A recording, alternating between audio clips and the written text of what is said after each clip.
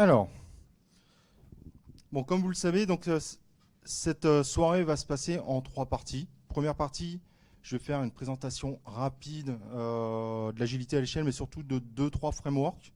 Ensuite, je vais laisser la main à Emmanuel pour la partie Société Générale et Fatima et Cédric pour la partie RD. Donc ça sera en 3 parties différentes. Pour la première partie, vous pouvez poser des questions éventuellement. Si les questions sont un peu trop longues à traiter, dans ce cas-là, je vous proposerai de les traiter après le meet-up. Il ne faudra pas hésiter à les noter. Ça marche? Tout le monde est motivé et plein d'énergie maintenant? Pardon? Pierre, voilà. Ok. Bon alors, pour faire simple, parce qu'on n'a pas énormément de temps sur cette partie-là, l'agilité à l'échelle, je pense que si vous êtes là, vous savez vaguement ce que c'est quand même.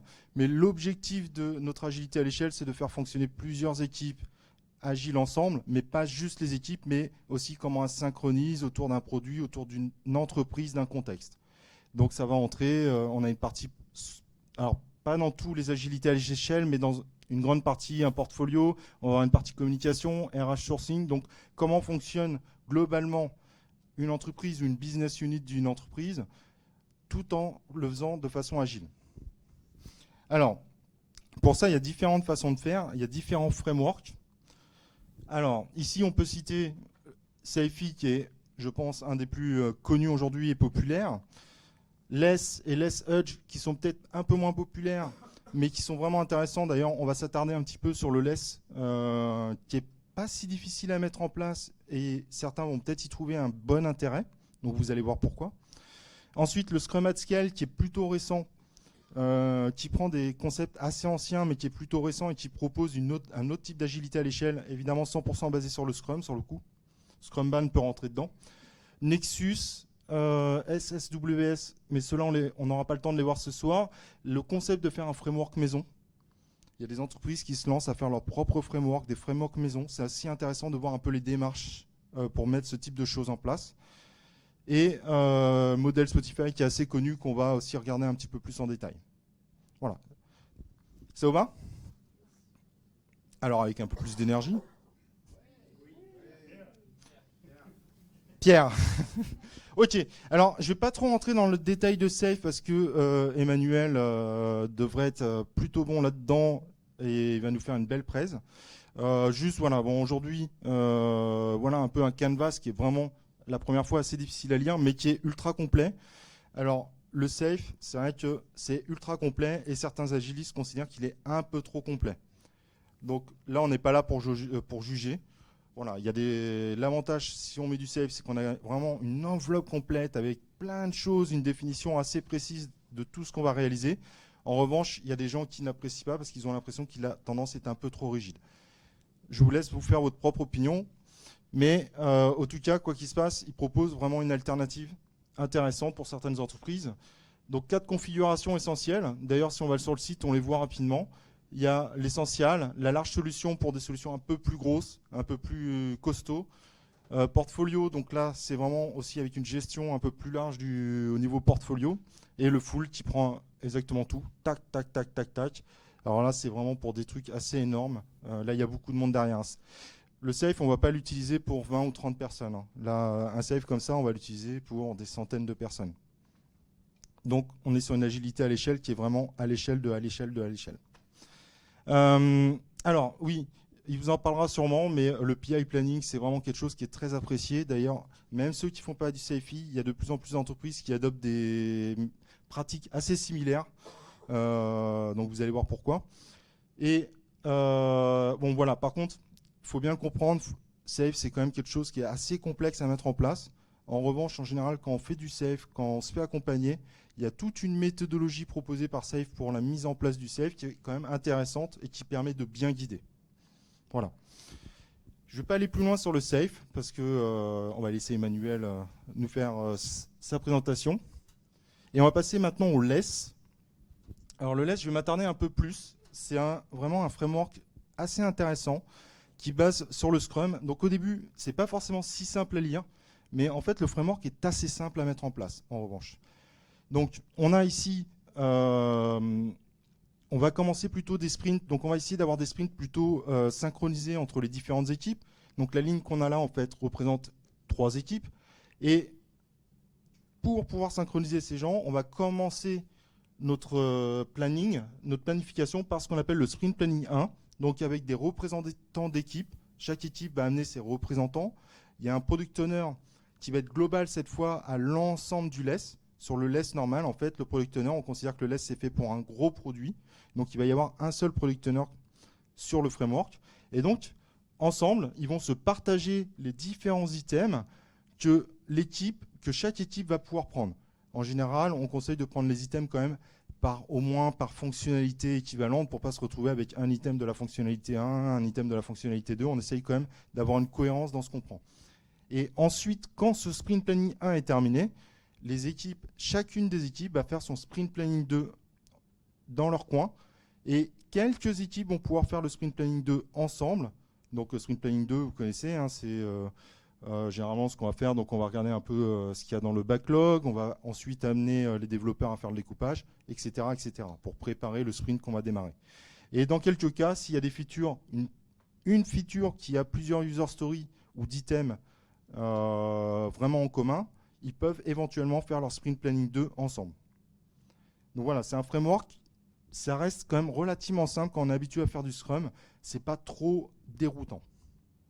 La seule question qu'ont certaines équipes, et il y a différentes solutions à ça, c'est pendant qu'on fait le sprint planning 1, parce que ça ne représente pas l'ensemble des équipes, que font le reste des équipes? À vous de voir.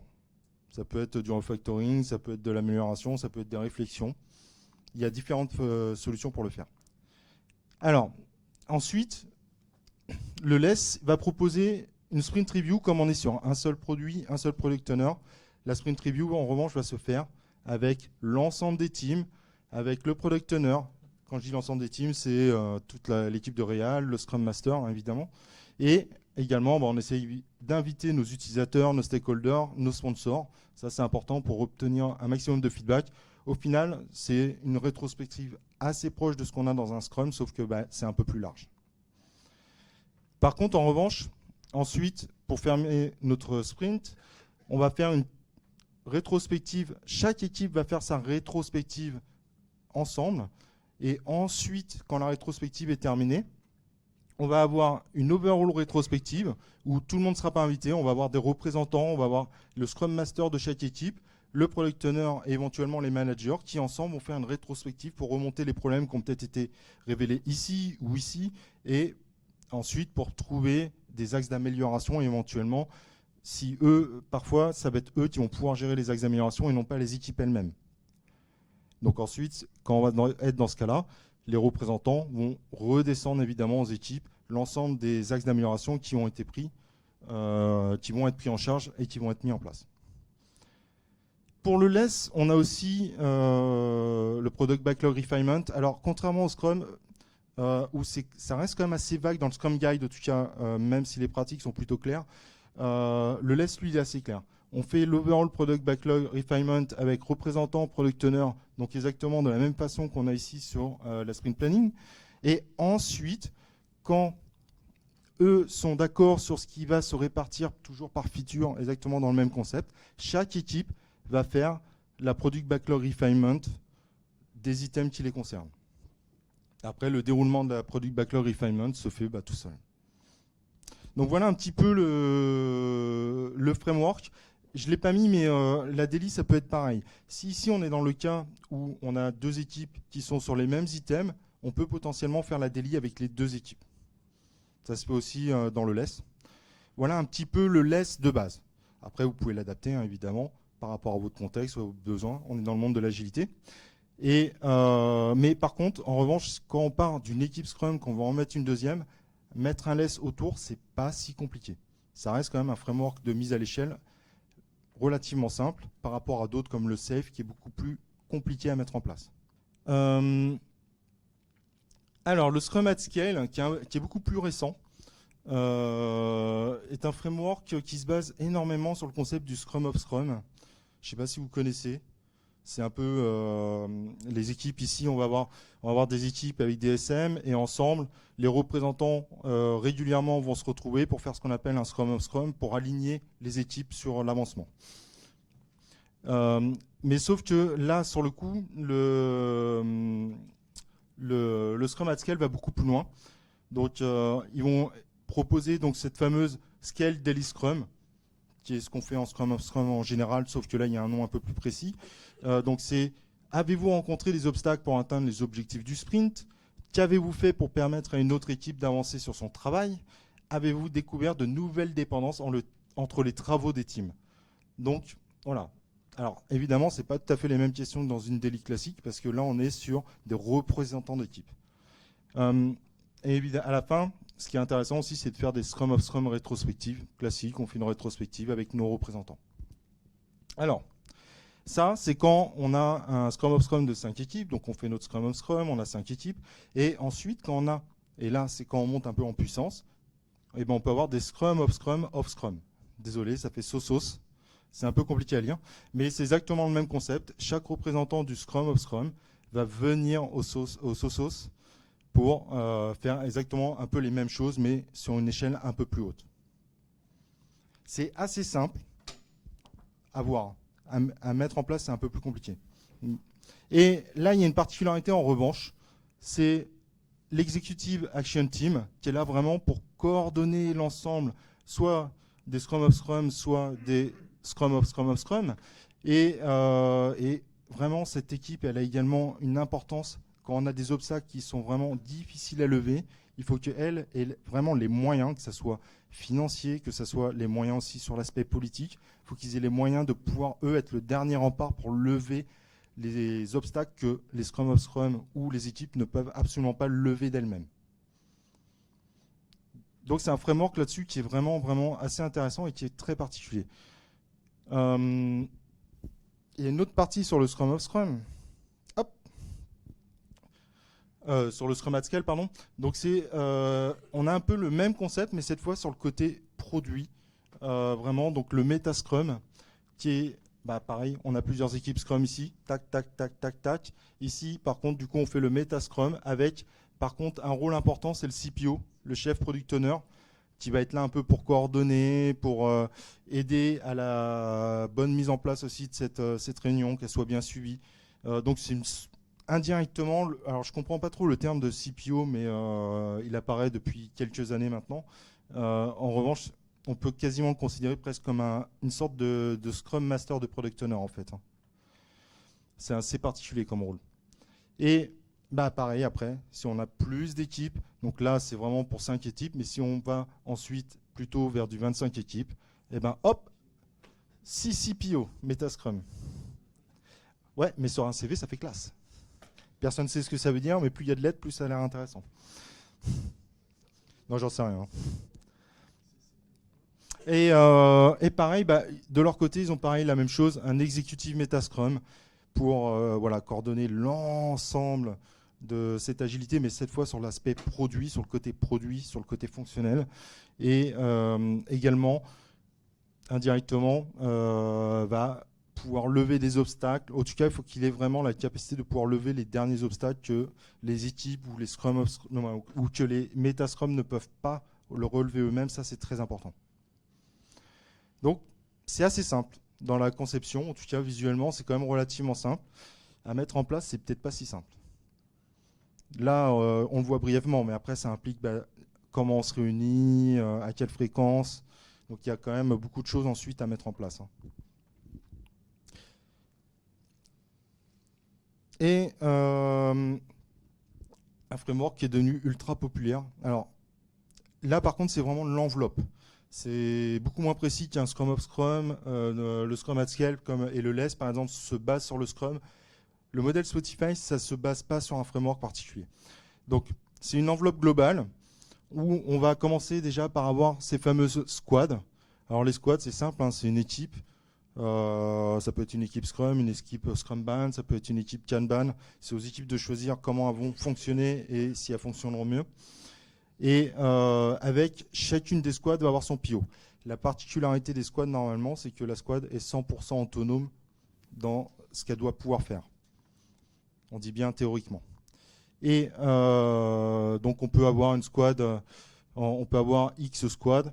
Et alors, dans certaines équipes, on a un Scrum Master par squad. Dans d'autres entreprises, ils vont plutôt mettre un Scrum Master sur 2 squads. Ça, après, ça dépend de l'entreprise.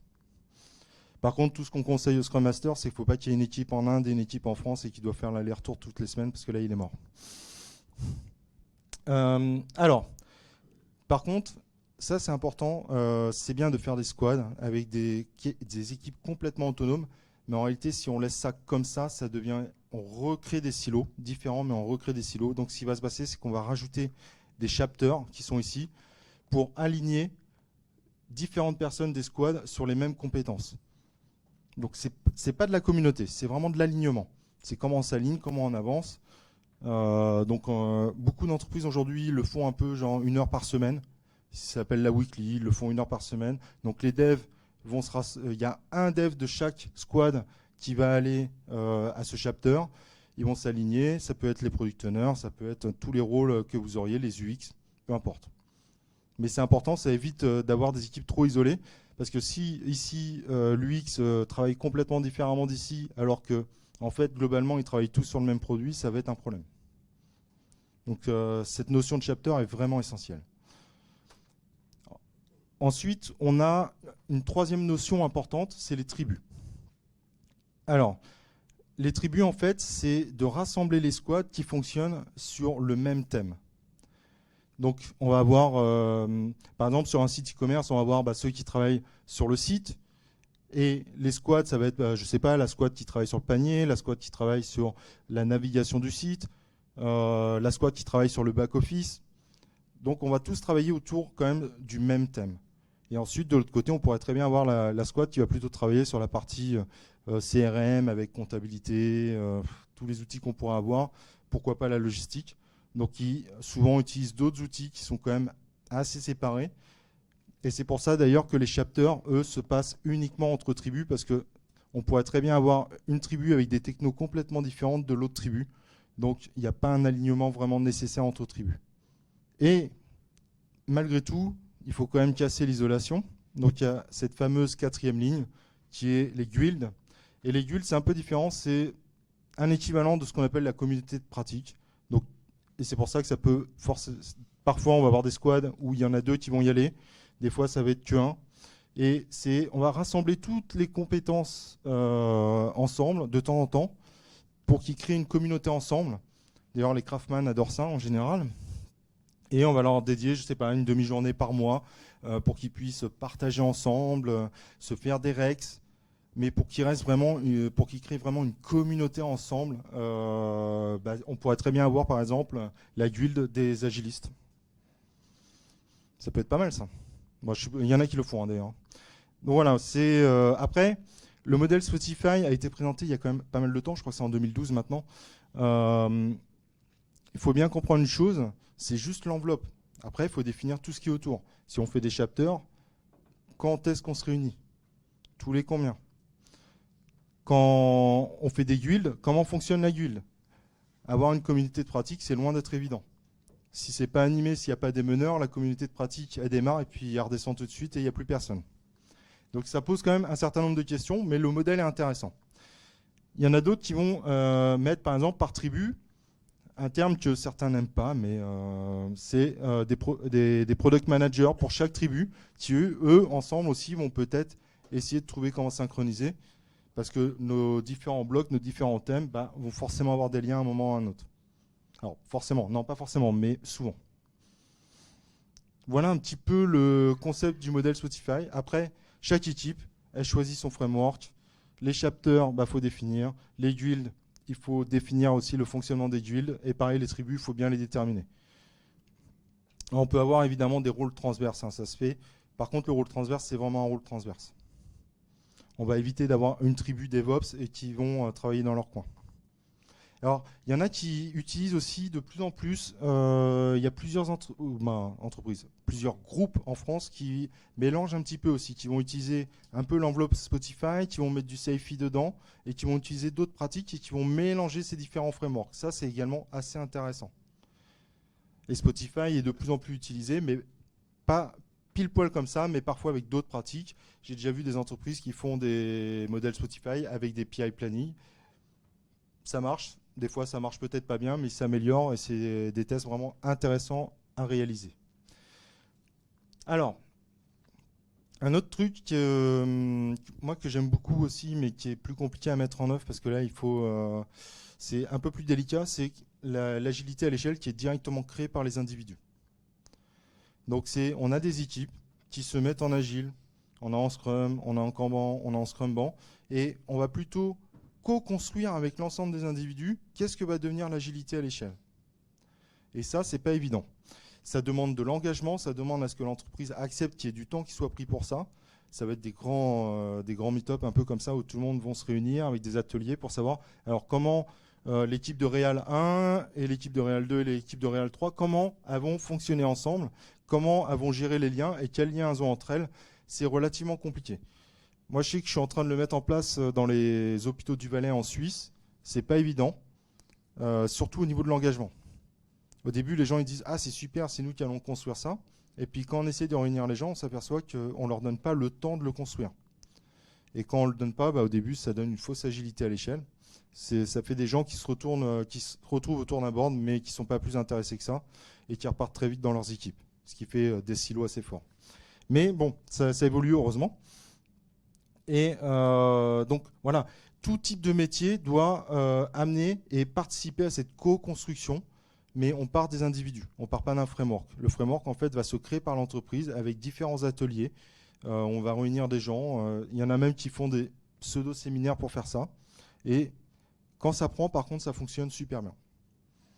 Maintenant, attention, quand on voit, vous vous rappelez du schéma de SAFe, ça propose des cadres vraiment forts, vraiment complet. Si on fait ça, il faut quand même construire un véritable cadre qui est derrière. On ne peut pas se permettre de dire on va juste faire fonctionner l'équipe comme ça et voilà, go, on y va. Parce qu'il y a le portfolio, parce que on va avoir l'équipe du service. Alors service client encore ça va, mais les RH, si vous ne mettez pas les RH dans votre agilité à l'échelle, ça va être compliqué. Il faut que les RH ils soient vraiment ultra réactifs. Et pour qu'ils soient ultra réactifs, il faut aussi que les équipes leur donnent les moyens d'être réactifs. Donc il faut vraiment impliquer tout le monde dans cette co-construction. Alors oui, dernier point important peut-être sur la co-construction. En revanche, quand on construit, c'est super important d'avoir et au début, c'est plutôt ce qu'on appelle encore le top management. Quand on est en début, ça s'appelle souvent comme ça. Il faut vraiment qu'on donne les objectifs et les budgets, qu'on soit clair, pour pas que les équipes partent n'importe où. Il faut qu'ils sachent où on va. Utilisation d'OKR, de KPI, peu importe la méthode ou la pratique. Mais il faut vraiment que les gens sachent dans laquelle direction ils doivent aller pour pouvoir co-construire cette fameuse agilité à l'échelle. Est-ce qu'il y a des questions sur la co-construction?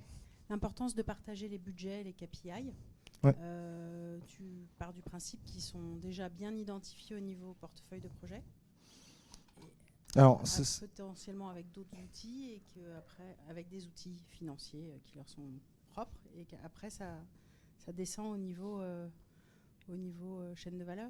Alors, sur la partie budgétaire, il y a différentes façons de faire. Soit en effet, c'est directement le top management, il a son budget avec des pseudo-enveloppes et ça au début, c'est pas évident de changer cette façon de faire. Moi, je suis pas fan, mais c'est pas évident au début. Donc, ils vont faire des enveloppes par thème et après, c'est les thèmes qui vont se réunir par rapport à ça. Et après, quand on commence à monter, l'idéal, c'est quand c'est les équipes qui arrivent à faire remonter ce qui a le plus de valeur et que le top management attribue le budget par rapport à cette valeur. Mais il y a très peu d'entreprises qui arrivent à faire ce switch encore. Alors du coup, j'ai deux petites questions rapides, j'en profite. Pour les weekly des chapters, est-ce qu'on a besoin d'avoir un Scrum Master pour les accompagner? Alors, besoin, pas forcément. Maintenant, si vous en avez un qui a envie de participer, en général, si vous prenez celui qui aime bien faciliter, ça peut être intéressant. Ouais. Ok. Et pour les frameworks à l'échelle, mais plutôt basés sur Scrum, s'il y a une équipe où c'est pas pertinent qu'elle travaille en Scrum et il y a quand même des dépendances, comment est-ce qu'on peut faire pour l'intégrer dans le framework quand même et qu'est-ce qu'elle a la cadence proposée? Alors, c'est une bonne question. Alors, ne pas avoir du Scrum pour faire du less, c'est pas évident. Par contre, il y a aussi le Scrum Ban, qui est un mélange du Scrum et du Kanban. Et ça, par contre, ça marche plutôt bien dans le less. Moi, je l'avais mis en place l'année dernière. Non, il y a 1 an et demi dans une société de comptabilité avec trois équipes. Et il y avait une équipe qui était vraiment sur le big data, le machine learning. Donc eux, ils étaient incapables de prévoir les 2 semaines parce qu'ils étaient constamment dans la recherche et la découverte. Et donc eux sont plutôt passés en Scrum Ban. Et le fait de faire du Scrumban fait qu'ils avaient quand même les mêmes itérations et ça fonctionnait plutôt bien. Après, si tu mets de l'XP qui est quand même assez proche, l'XP pourrait très bien s'intégrer dans un LESS. Maintenant, si tu fais...